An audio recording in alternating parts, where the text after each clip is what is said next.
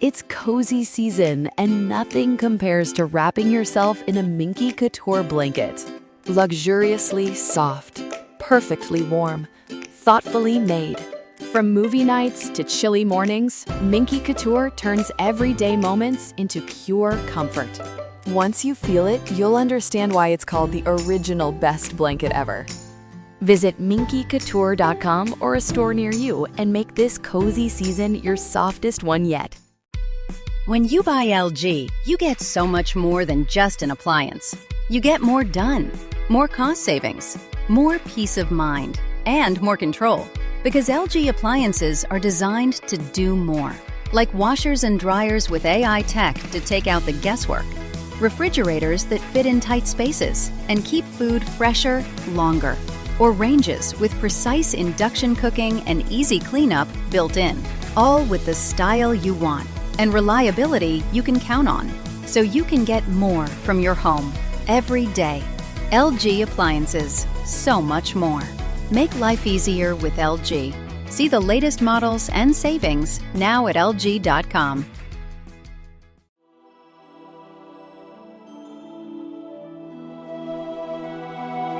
Welcome to the Lord of the Rings Lorecast, the show that explores the background of Tolkien's amazing world from the very beginning.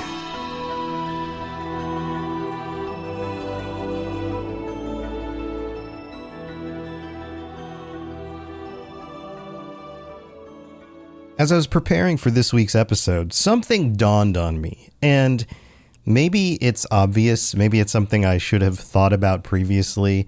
So if I'm kind of an idiot here, feel free to let me know. But we all know that hobbits don't travel very much.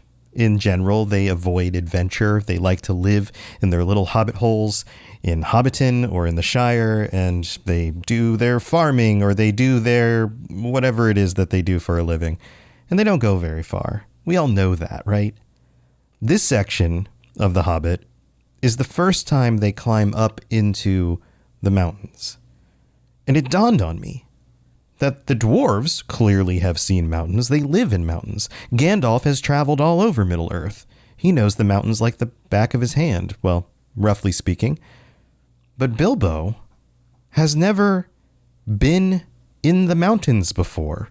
In fact, he's barely ever seen a mountain. I don't think that there is a mountain that is visible from his location in the Shire. I mean, maybe he can see some of the Blue Mountains off to the west, but I'm not sure that that's possible.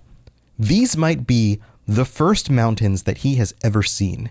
He's seen forests, he's seen hillsides, he may have even seen a cave before. We know that he has wandered a little bit beyond the boundaries of the area that most hobbits never do, but this will be the first time he's ever seen a mountain.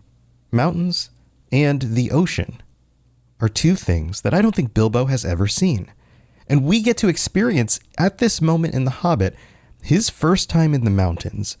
And when you combine that with thunderstorms, wind, rain, hanging on the precipice of a very, very steep incline, and maybe even giants, you start to understand why his response to what happens in this section of the book is so drastic, is so extreme.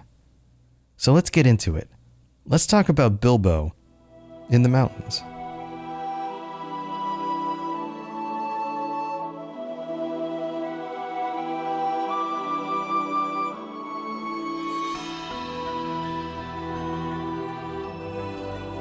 This section of chapter 4 begins with the statement, he knew that something unexpected might happen. This is in regards to Gandalf, who understands the dangers that they're going into. Not just that orcs live up in these mountains, but that this is a very difficult landscape and it's unpredictable. And part of that unpredictability has to do with this simple statement: where no king ruled. Now, getting through The Hobbit and then The Lord of the Rings and, of course, the appendices, we start to understand the actual situation here. Why is no king ruling over this area? And a big part of that has to do with the decline of the kingdom of Arnor and the limited range of places like Gondor or Rohan. And these mountains are wild. This is what this means. It means that there is no lawfulness. In fact, there's very little reason for men to be living in this area at all. It is a dangerous place. It is somewhere that not just is physically dangerous, but is also socially dangerous.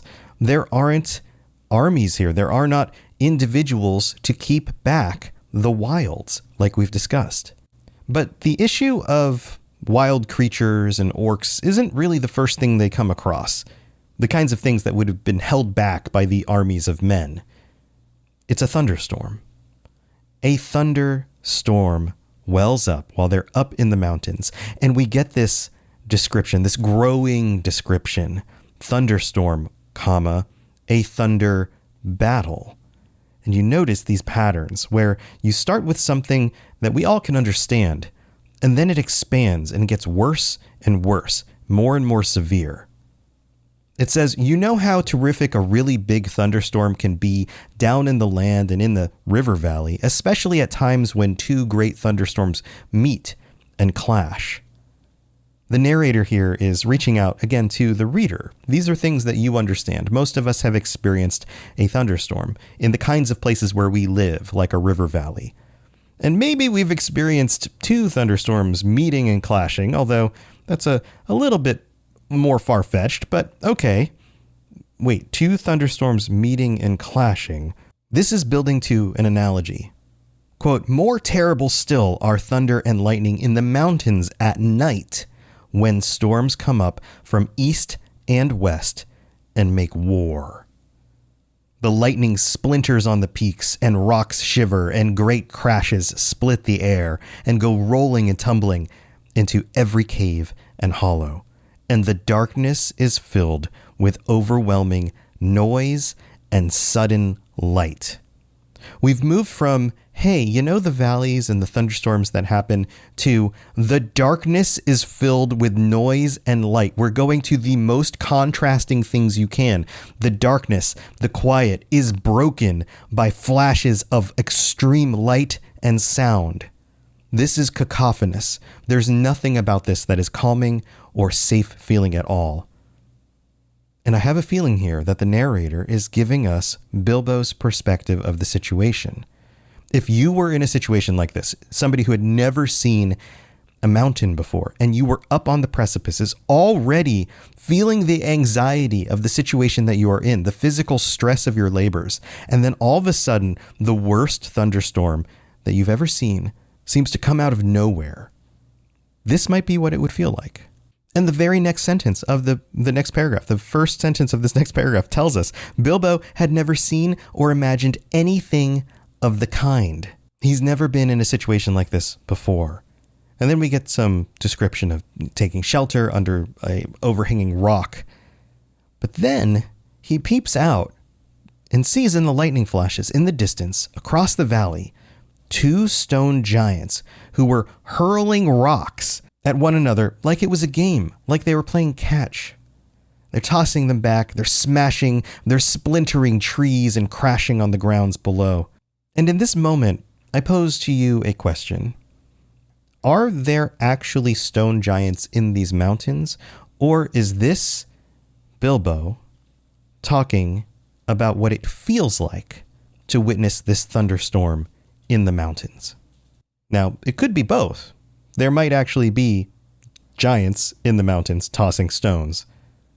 But it also might just be Bilbo's imagination or his storytelling qualities coming out and making everything seem bigger and more dramatic, because it's kind of how his personality works. And we'll discuss giant creatures and stone giants and other things like that in the bonus episode this week. So if you want more about those specific creatures, then go check out the Patreon episode. But this, I have a feeling that whether it's true or not to the fact that stone giants are actually there or they actually exist at all, is how it feels to be in the situation.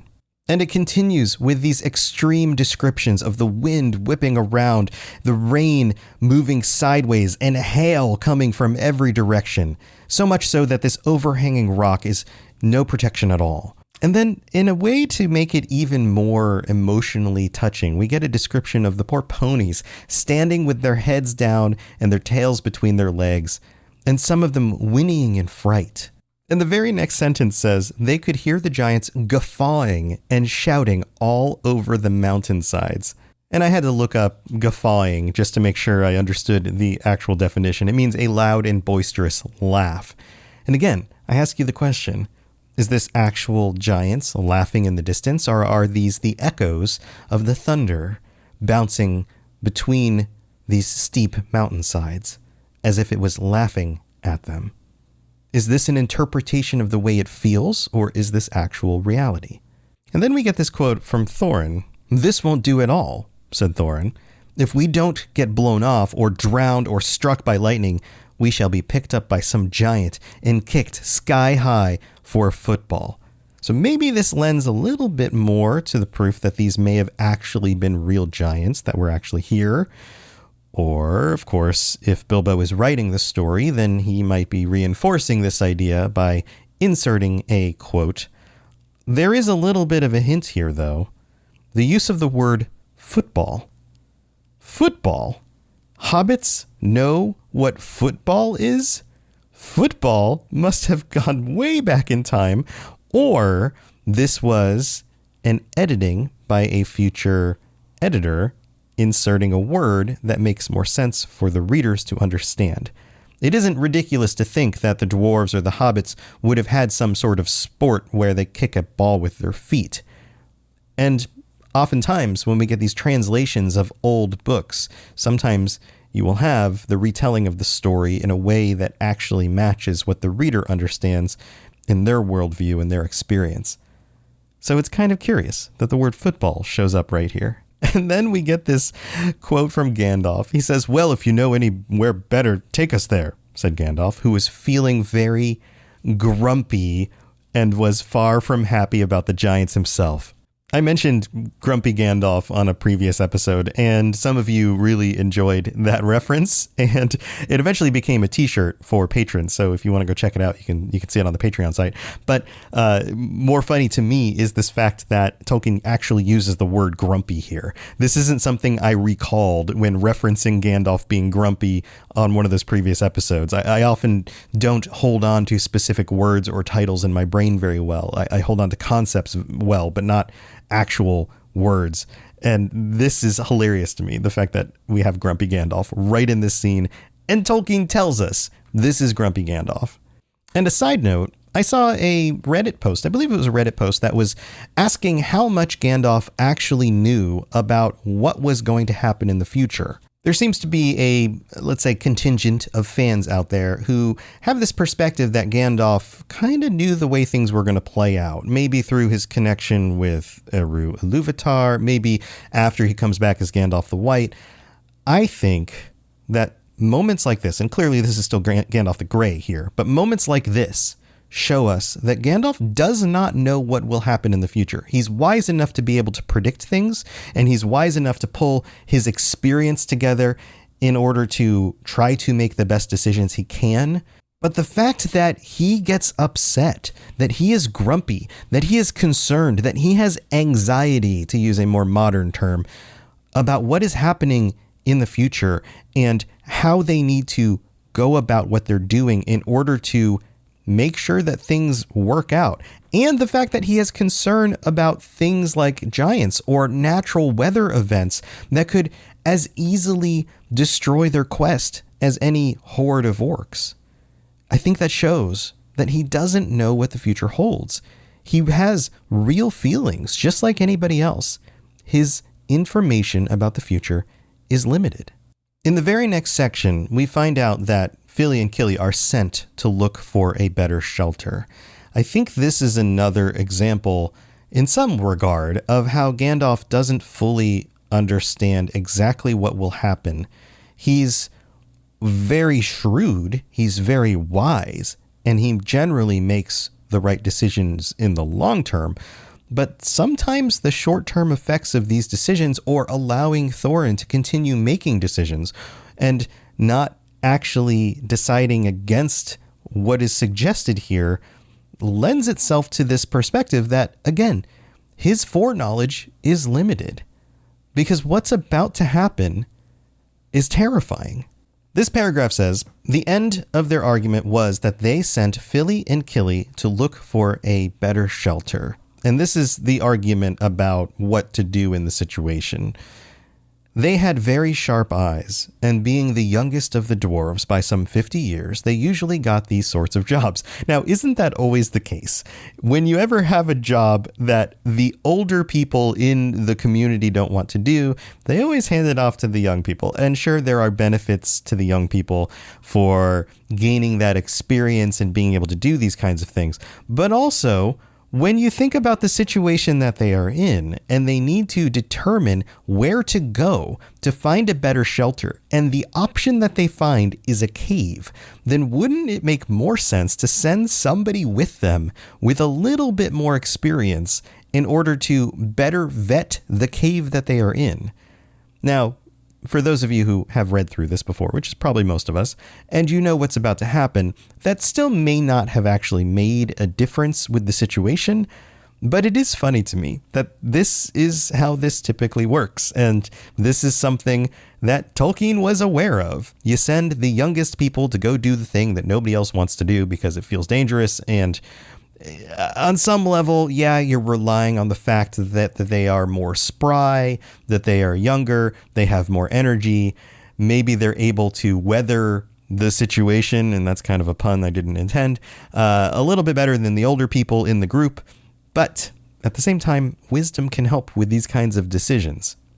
It goes on and says, when everybody could see that it was obviously no use sending Bilbo. They still did not trust him to go take on this situation. But also, Bilbo is the smallest of the group. He would have had a harder time actually making his way across the landscape in order to find a place to go.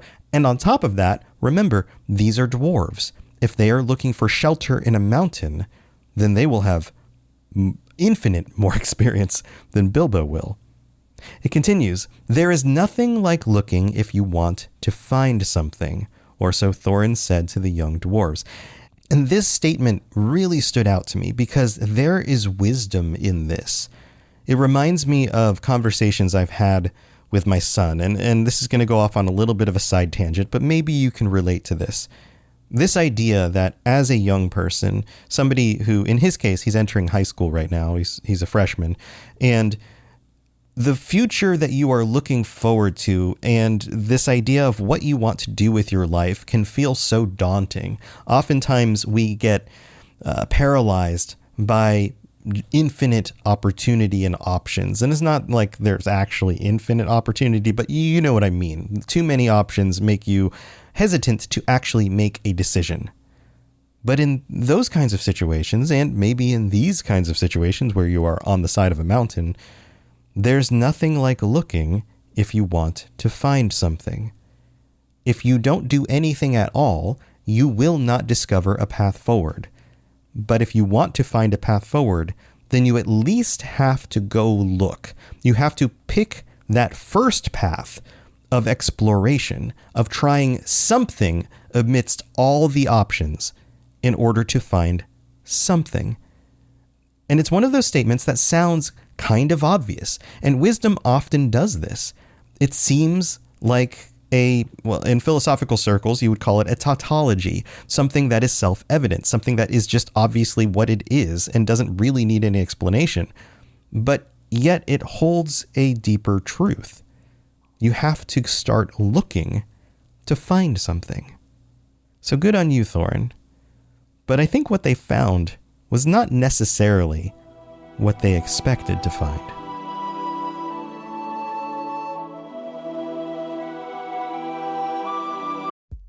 It's time for that spring reset. I'm taking a look at everything in my closet and figuring out that, oh no, this absolutely needs to go. And it's about time I replace things so that my clothes aren't older than my 15-year-old. Now you might think that they lasted that long because they were well made, but no, they're in terrible condition. Unlike the new jeans I just got from Quince. Jeans have always been my personal go-to because you can kind of wear them for lots of different things, but maybe they're not your thing. Maybe you're looking for, 100% European linen with insanely soft flow knit activewear fabric. It's definitely getting warmer, and their flow knit activewear is moisture wicking, anti-odor, and soft enough that you'll actually want to wear it every day.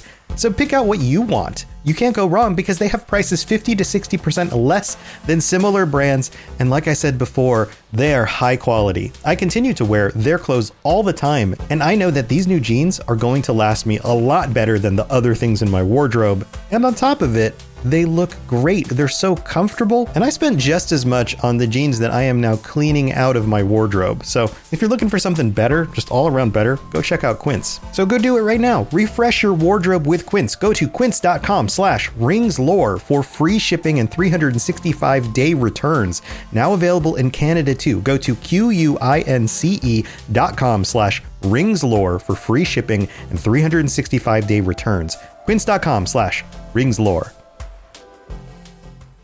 It's cozy season, and nothing compares to wrapping yourself in a Minky Couture blanket.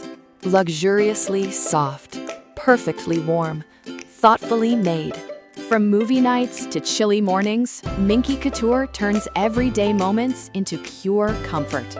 Once you feel it, you'll understand why it's called the original best blanket ever. Visit minkycouture.com or a store near you and make this cozy season your softest one yet.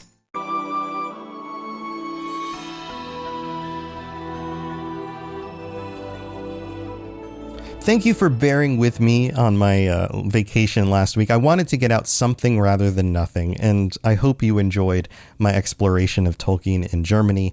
And I'll be back to doing regular episodes, obviously, and regular bonus episodes this week, so no worries about any of that. It's going to be one of those things where at least 2 or 3 times a year, I might miss an episode, but I always do the best I can to keep things on track, especially with this crazy month and the hurricanes and all of that. It's been a little bit nuts, but thank you for sticking around. And also thank you to our newest patrons. We have Round Knight, Caleb J, Citizen OXOO, Zach B, TJ, Desert Flower 17, and Jonica L. Welcome to the Patreon. I'm so glad that you are here. Patreon.com/LOTR Lorecast. If you are looking to join us, get ad-free episodes, get bonus episodes, all sorts of fun stuff. Go check it out. Also, I have to shout out all of our VIP patrons. So hold on, I'm going to get through this as fast as I can. We have AK Music Lover, Apollo, Aragorn III, Atlay Morton, Azel Razzle, Barney D, Bo, Brandy D, Courtney S, Cutter Metalworks, Daniel Nightweaver, David S, David M, Divine Madman Fulcrum, Gerald CFC, Gimli Break, Greg at Mordor's Carpentry, Gemma D, Jezer, Katie S, Capenna, Lori B, Mason Weathertop, Nick K, Nostrils of Sauron, Richard J, Rivqua, Rosie Rose, Sam B, Sauron the Stinky always gets me, TJT, and Tour Son of Hoor 97. Thank you so much for all of your support. And we've got a number of new reviews that have shown up recently, and I'm going to get through these as quick as I can. Here we go. We've got Chris Elliott X in the US who simply writes, excited, 5 stars, just started the journey, smiley face. Well, thanks. Welcome to the group and the community and all of that. And thank you for the 5-star review. Then we have this one. I usually don't read any of the negative. We don't get a lot of negative reviews, but sometimes it's just fun to read them. Aria 523 says, annoying voice and pacing. Kind of an annoying voice. He always starts out every episode with a calm, even tone, and then 5 minutes in, he's basically yelling because he's excited about something. It's a jarring shift in tone. Well, I'm sorry you don't like that. I feel like that's kind of how just conversation works, but okay. 2 stars for that, I guess. Thanks. Then we have Samuel Winfeld, who writes, just started, 5 stars. The detail is incredible. Keep up the great work. Maybe you could do an episode on the different swords of Middle Earth. That would be super cool. I'll keep that in mind for a bonus episode in the future. And then we have Joycicles from Australia, who writes, a podcast for there and back again, 5 stars. An amazing dive into Tolkien's world. A long overdue review from a fan from the land down under. I have now listened through the Silmarillion content over 4 times, mostly bringing it as a way to get through the 9-hour drives from uni to home and back back again. I've loved Tolkien's world ever since reading The Hobbit and Lord of the Rings for the first time and many times since, and Robots has convinced me I need to get my hands on copies of The Silmarillion and Unfinished Tales to dive deeper into the lore. He does an awesome job at explaining the intricacies in the world while not detracting from the beauty of Tolkien's words. I've especially been enjoying the close read into The Hobbit with a new perspective of the previous ages. Can't wait for more episodes to come out. Joycicle, thank you so much for that. I really do appreciate it. And then we have one more quick one from Arrow Shirt, that's a fun name, in the US, who writes, really great, 5 stars. This is the first podcast I have tried, and I'm really enjoying it. It's got me back rereading the Silmarillion after a long, long time. Words are hard. Thank you so much for everybody for the support. You can also rate the show 5 stars on Spotify. You can share it with your friends, all of that stuff. But here, let's get back to The Hobbit. Here we go.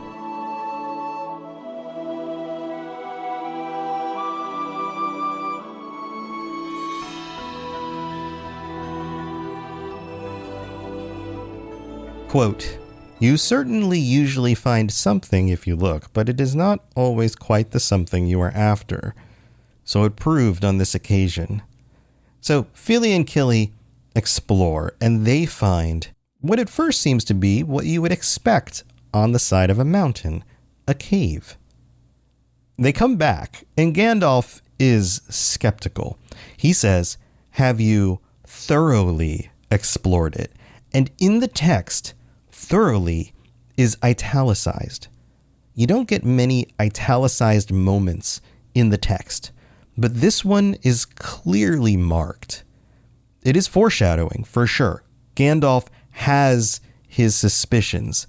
And notice here that it doesn't say actually Gandalf, it says, "Have you thoroughly explored it?" said the wizard, who knew that caves up in the mountains were seldom unoccupied. We're not given the wizard's name because it's not Gandalf that's important in this statement. It is wizard. The fact that he is wise, the fact that he is knowing and has lived in this world for many, many years, and he is skeptical of the safety of this cave. It's telling. And of course, Kili and Fili are excited to have found something. They're in a dire situation. And so they say, "Yes, yes," they said, though everybody knew that they could not have been long about it. They had come back too quick. It isn't all that big, and it does not go far back, which lends to this idea that they actually did search the cave, but they didn't have that much time, and they are in dire need. So it seems like they're kind of between a rock and a hard place. They need to have a solution to make sure that they bring everyone into safety. And in a situation like this, when you know the odds are incredibly against you, that, like Thorin said, they could be blown off the mountain, they could be drowned, they could be hit by lightning, they could be hit by rocks, they could be kicked like a football by a giant. In a situation where the odds are so against you, and you come across what appears to be a safe an empty cave, most of the time you're going to go with those odds instead. So they're doing the best they can. They're not trying to be deceptive here. They just are in a dire situation and have to make a quick decision. This is reinforced with the very next paragraph, where it talks about how caves can be dangerous. Sometimes they go further back than you expect. Sometimes passages lead to things that you can't really see right away. It's hard to explore a cave. Did they even have a light with them? Could they, with all of their items being wet, have actually lit a fire for a torch or a way to see? There's confusion around what they might actually be able to discover, but then it states, "But now Fili and Kili's news seemed good enough." They were weighing the odds, and they, I mean the party as a whole. So they got up. And we're reminded the wind is howling, the thunder is still growling. Notice the rhyme there. We're getting a little bit of these pieces of, it's not really humor, but it's kind of lightness. Howling, growling. We're being reminded that in a dire situation, that there's still hope. There's still a lightness. Tolkien does this a lot in The Hobbit. When things seem to get really dark, he throws in humor in order to kind of offset it, especially for a younger audience. And so they make their way to this cave, and then we're told that They feel safe from the giants and the rocks inside this cave, and it's all about that feeling of safety too. They're making a logical decision, a rational understanding of the odds here, but they also are looking to quell the anxiety of the situation. And in that safety of the cave, we find out that the wizard was taking no risks. Notice again, the wizard, not Gandalf, the wizard. He lit up his wand as he did that day in Bilbo's dining room that seemed so long ago, if you remember, and by its light they explored the cave from end to end, which implies that Fili and Kili really didn't have a light. They needed to use Gandalf. But notice here that he lit up his wand. And I had to explore a little bit about this because Gandalf traditionally isn't seen with a wand. He has a staff. His staff is a walking stick, but his staff also works like a wand. It's my understanding, at least in this text and from what other people seem to agree on, is that this is another case of using something like wizard instead of Gandalf. In this context, Gandalf's staff is his wand because he's using its magical properties, not the fact that it helps him walk. So that's why the word wand is used. And so they explore this cave, and it seems like it's fairly big, but not too big. It seems safe enough. Even the ponies are happy because they are chomping in their nose bags. Those are the little bags they put over their faces so that they can eat. But Gandalf still is not sure that it is safe. Owen and Glóin, it said they want to light a fire in order to dry their clothes, but Gandalf will not allow them to do it. That would create too much smoke. They don't want to give away their location. And as much as they would love to warm up and dry off by a fire, he will not allow it. But what he does allow is the smoking of their pipes and the blowing of smoke rings. And now this may seem contradictory initially, this idea that if you aren't lighting a fire, because they are in a cave, right? Chances are the light coming out of the cave, you could probably put it in a place where the light doesn't really shine out of the cave very much. But my sense of it would be it would create too much smoke. Smoke rings, on the other hand, create a small amount of smoke that dissipates very quickly. And especially in this situation, it's really not going to cause a problem because they're in a cave. If the smoke from the little smoke rings kind of lingers at the top of the cave, it doesn't really create a situation that they have to deal with. At least that's my sense of it. Now, if you have a different take on this, feel free to comment. Gandalf now turns this into different colors, and he makes them dance to the roof to amuse the dwarves. And this gives me that feeling of the adult in the room keeping the children occupied and entertained in a dire situation to kind of keep their minds off of things. This feels like a very parental, kind of paternal side of Gandalf. And it also showcases a little bit around some of the magic that he can do, which again has to do with fire and smoke. They all start to relax. They start discussing what they're going to do with their share of the treasure. So they're in better spirits, thinking about positive things. And then that paragraph is ended with this sentence. And that was the last time that they used their ponies, packages, baggages, tools, and paraphernalia that they had brought with them. And this feels a little redundant to our modern or postmodern current day ears, I guess I could say. Packages and baggages, what's the difference between those two things? Well, one's a bag you put things in, another thing's something you wrap it up in order to carry it a longer distance. There are differentiations in those words. Tools, paraphernalia, they're similar, but yet they're distinct and different. Remember, Tolkien was a philologist. Each of these words has meaning. Now, after all of that, they decide to go to sleep for the night. And poor Bilbo cannot fall asleep for a long while. In this scene in the movies, Peter Jackson sets this up as Bilbo still being in doubt of his value to the party, and that's what keeps him awake. But I'm not sure that that's the original intent of the scene, because in that same sentence, it says he could not sleep for a long while, semicolon, and when he did sleep, he had very nasty dreams. It's as if something was already bothering him before he got to sleep that manifested itself in his dreams. So let's dig into it. He dreamed that a crack in the wall at the back of the cave got bigger and bigger and opened wider and wider, and he was very afraid but could not call out or do anything but lie and look. Then he dreamed that the floor of the cave was giving away, and he was slipping, beginning to fall down, goodness knows where to. Now, this is peculiar because he's not awake. This isn't like a moment where he's, on drugs or something and can't tell what reality is. He's asleep. And so, is this one of those moments where, Eru Iluvatar is reaching into reality in order to try to warn them about what's about to happen? Or was he just so full of anxiety that he was kind of projecting his concerns and they happen to match reality? And remember, he's never really been in a mountain before. He's never really been in a cave before. And this cave is strange. The very next paragraph says, "At that he woke up with a terrible start and found that part of his dream was true. A crack had opened at the back of the cave and was already a wide passage. He was just in time to see the last of the ponies' tails disappearing into it." Now, where they were going or being led is quickly explained because we have the most dire situation yet that has happened in the books. Out jumped the goblins, big goblins, great ugly looking goblins. Notice they start with goblins and it gets worse and it gets worse. Similar to Bilbo's feelings about the situation. Lots of goblins before you could say rocks and blocks. Again, the rhyming of words in a way that kind of lightens the situation.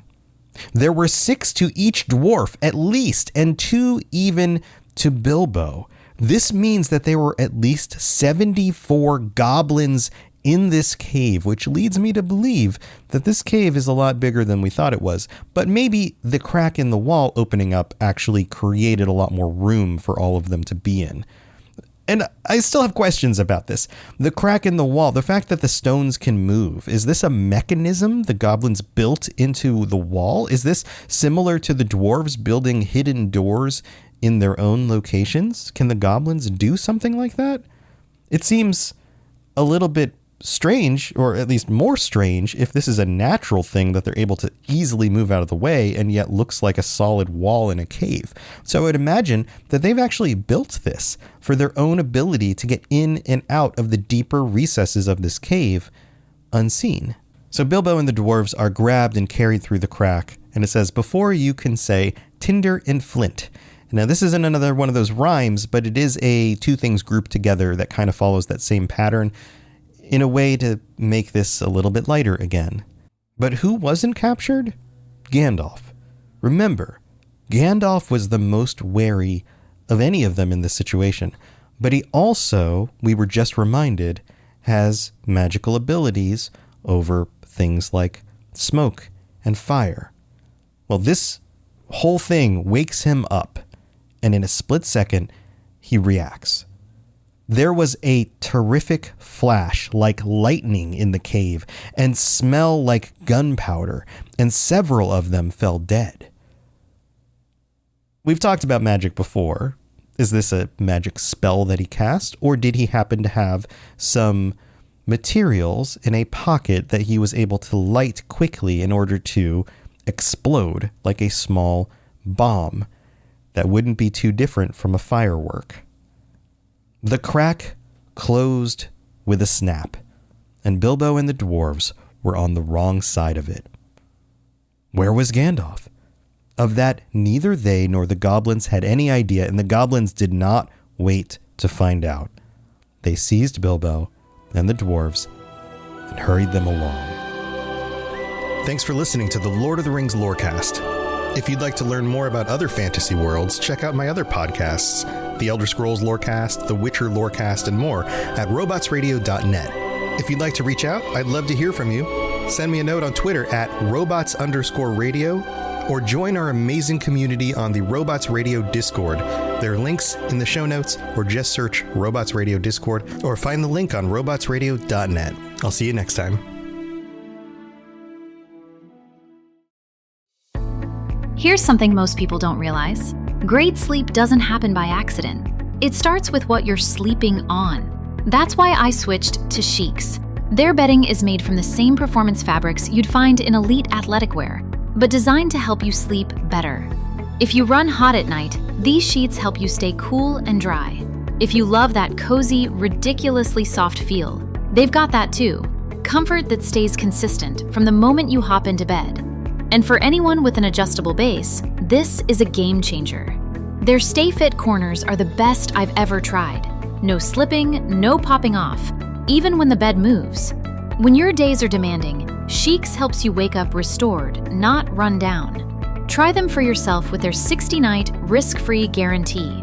Upgrade your sleep at Sheeks.com.